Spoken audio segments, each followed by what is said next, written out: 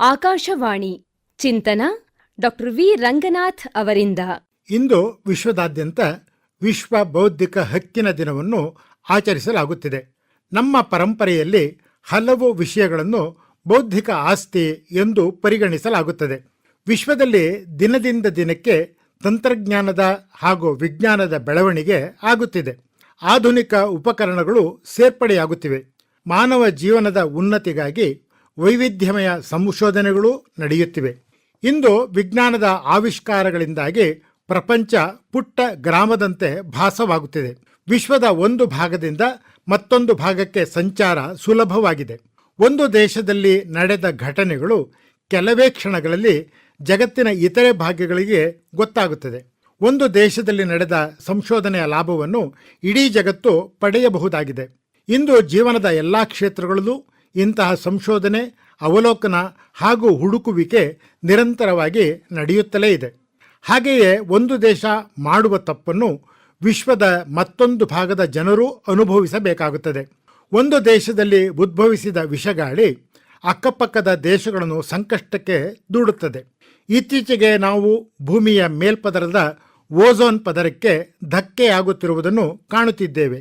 ಇದರ ಫಲವಾಗಿ ಭೂಮಿಯ ಮೇಲ್ಮೈನ ಶಾಖ ಅಧಿಕವಾಗುತ್ತಿರುವುದು, ಈವರೆಗೆ ಕಂಡು ಕೇಳರಿಯದ ಕಾಯಿಲೆಗಳು ಬರುತ್ತಿರುವುದನ್ನು ಕಾಣುತ್ತಿದ್ದೇವೆ. ಇಂದು ಪ್ರಪಂಚ ಪುಟ್ಟದಾಗಿರುವುದರಿಂದ ಒಂದು ಭಾಗದ ಅವಘಡ ಮತ್ತೊಂದು ಭಾಗದಲ್ಲೂ ಸಂಕಟವನ್ನು ಉಂಟು ಮಾಡುತ್ತಿರುವುದನ್ನು ಕಾಣಬಹುದಾಗಿದೆ.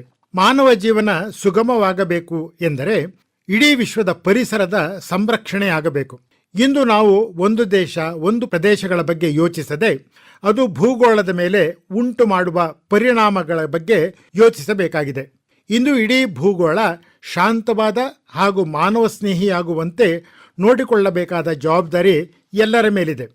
ಪ್ರಪಂಚದಲ್ಲಿ ಹಲವಾರು ವಿಷಯಗಳ ಬಗ್ಗೆ ನಿರಂತರವಾದ ಸಂಶೋಧನೆಗಳು, ಪ್ರಯೋಗಗಳು ನಡೆಯುತ್ತಿವೆ.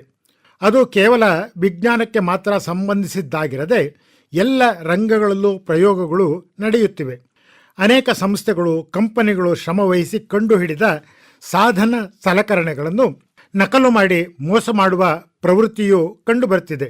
ಇದನ್ನು ತಪ್ಪಿಸಲು ಸಂಸ್ಥೆಗಳು ತಮ್ಮ ಸಂಶೋಧನೆ ಕುರಿತಂತೆ ಟ್ರೇಡ್ ಮಾರ್ಕ್ ಹಾಗೂ ಹಕ್ಕನ್ನು ಪಡೆದುಕೊಳ್ಳುತ್ತಿವೆ. ಇದರ ಉದ್ದೇಶ ಅವುಗಳನ್ನು ನಕಲು ಮಾಡಬಾರದು ಎಂಬುದೇ ಆಗಿರುತ್ತದೆ. ಅಂತಹ ಸಂಸ್ಥೆಗಳ ಸಂಶೋಧನೆ ಹಾಗೂ ಸಂಶೋಧನಾ ತಂಡವನ್ನು ಗಂಭೀರವಾಗಿ ಪರಿಗಣಿಸಿ ಅವುಗಳಿಗೆ ಸಲ್ಲಬೇಕಾದ ಮಾನ್ಯತೆಯನ್ನು ನೀಡಬೇಕಾಗುತ್ತದೆ. ಮೂಲ ಉದ್ದೇಶ ಅರಿಯದ ನಕಲುಗಳು ಮಾನವನ ದುಸ್ಥಿತಿಗೆ ಕಾರಣವಾಗಬಹುದಾಗಿದೆ. ಇಂದು ವಿಶ್ವ ಬೌದ್ಧಿಕ ಹಕ್ಕಿನ ದಿನದ ಸಂದರ್ಭದಲ್ಲಿ ಬುದ್ಧಿವಂತಿಕೆಯನ್ನು ಹಕ್ಕು ಎಂದು ಭಾವಿಸಬೇಕು ಎಂಬ ತಿಳುವಳಿಕೆ ಮೂಡಬೇಕಾಗಿದೆ. ಬೌದ್ಧಿಕ ಹಕ್ಕು ಎಂದಾಗ ಅದರಲ್ಲಿ ವಿಶ್ವದ ಎಲ್ಲ ಚಟುವಟಿಕೆಗಳು ಸೇರುತ್ತವೆ. ಕ್ರೀಡೆಯಿಂದ ಮೊದಲುಗೊಂಡು ಸಾಹಿತ್ಯ, ಸಂಗೀತ, ನೃತ್ಯ, ನಾಟಕ, ಕಲೆ, ವಿಜ್ಞಾನ ಎಲ್ಲವೂ ಈ ವ್ಯಾಪ್ತಿಯಲ್ಲಿ ಬರುತ್ತದೆ.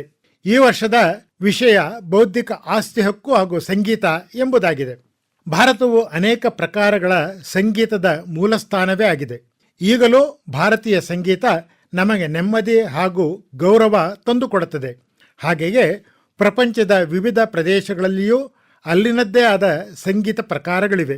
ಅವುಗಳೆಲ್ಲ ಸ್ವರ ಕಲ್ಪನೆಯ ಆಧಾರದ ಮೇಲೆಯೇ ರಚಿತವಾಗಿರುವಂತಹದ್ದು. ಅವುಗಳೆಲ್ಲ ವಿಶ್ವದ ಬೌದ್ಧಿಕ ಆಸ್ತಿ ಎಂದು ಪರಿಗಣಿಸಬೇಕಾಗುತ್ತದೆ. ಒಂದು ಪ್ರಕಾರದ ಸಂಗೀತ ಮತ್ತೊಂದು ಪ್ರಕಾರಕ್ಕೆ ಪೂರಕವೇ ಹೊರತು ಮಾರಕವಾಗುವುದಿಲ್ಲ. ವಿಶ್ವದ ಎಲ್ಲ ಪ್ರಕಾರಗಳ ಸಂಗೀತ ಹಾಗೂ ಸಂಗೀತಜ್ಞರನ್ನು ಇಂದು ಗೌರವಿಸಬೇಕಾಗುತ್ತದೆ. ಮಾನವ ಜೀವನದ ನೆಮ್ಮದಿಗೆ ಸಂಗೀತವು ಕಾರಣವಾಗಿದೆ ಎಂಬುದನ್ನು ಅರಿಯಬೇಕಾಗಿದೆ. ಸಂಗೀತವು ಸೃಜನಶೀಲ ಅಭಿವ್ಯಕ್ತಿಯ ಸಂಕೇತವೂ ಆಗಿದೆ. ಇದರಲ್ಲಿ ನಾವೀನ್ಯತೆ ತರುವ ಹಲವು ಪ್ರಯತ್ನಗಳು ನಿರಂತರವಾಗಿ ನಡೆಯುತ್ತಿದ್ದು ಅವುಗಳೆಲ್ಲ ವಿಕಾಸದ ಪರಿಕಲ್ಪನೆಯಲ್ಲಿಯೇ ಆಗುತ್ತಿದ್ದು ಅದಕ್ಕೆ ಸಾರ್ವತ್ರಿಕ ಬೆಂಬಲ ಅಗತ್ಯವಾಗಿದೆ. ಡಾಕ್ಟರ್ ವಿ ರಂಗನಾಥ್ ಅವರಿಂದ ಚಿಂತನ ಕೇಳಿದಿರಿ. ಈ ಕಾರ್ಯಕ್ರಮ ಆಕಾಶವಾಣಿ ಮೈಸೂರು ಕೇಂದ್ರದ ಕೊಡುಗೆ.